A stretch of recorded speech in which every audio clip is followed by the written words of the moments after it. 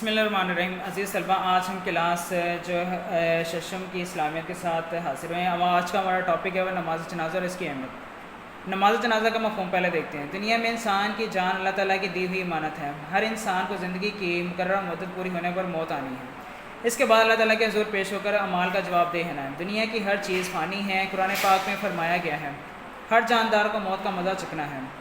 جب کسی مسلمان کا انتقال ہوتا ہے تو دوسرے مسلمان اس کی نماز جنازہ ادا کرتے ہیں۔ نماز جنازہ میت کے لیے مغفرت کی اجتماعی دعا ہے۔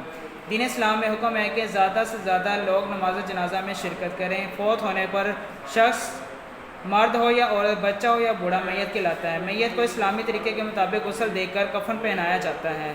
مرد کے کفن میں 3 کپڑے اور عورت کے کفن میں 5 کپڑے ہوتے ہیں۔ نماز جنازہ اگرچہ سب مسلمانوں پر فرض ہے، لیکن اگر کچھ لوگ بھی ادا کر دیں تو باقی لوگوں کو معاف ہو جاتی ہے۔ اسلام میں ایسے فرض کو فرض کفایہ کہتے ہیں۔ کفن پہنانے کے بعد میت کے لیے نماز جنازہ پڑھی جاتی ہے اور پھر میت کو احترام کے ساتھ دفن کیا جاتا ہے۔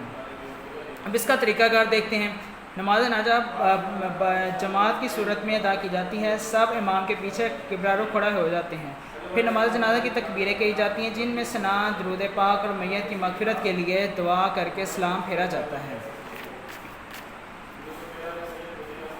اب دینی اور معاشرتی اس کی اہمیت کیا ہے؟ نماز جنازہ ایک اہم عبادت ہے۔ اس کا اجر و ثواب بہت زیادہ ہے۔ نماز جنازہ یہ ظاہر کرتی ہے کہ مسلمان نہ صرف انتقال کرنے والوں کے لیے دعائے مغفرت بلکہ غم زدہ ساتھیوں کے دکھ سکھ میں بھی برابر کے شریک ہیں۔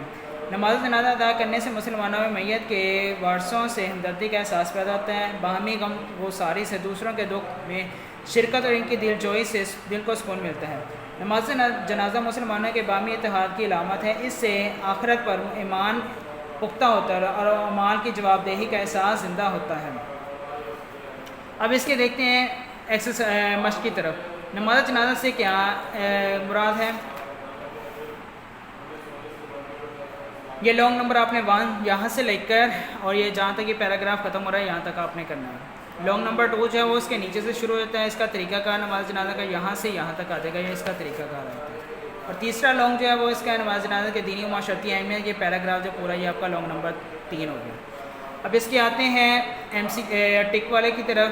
درست جواب پہلے میں آ جائے گا نماز جنازہ، دوسرے میں آ جائے گا کفن پہنانا، تیسرے میں آ جائے گا امام کے سامنے، اور لاسٹ والی جو ہمارے پاس ہے اس میں آ جائے گا آخرت پر ایمان پختہ ہوتا ہے۔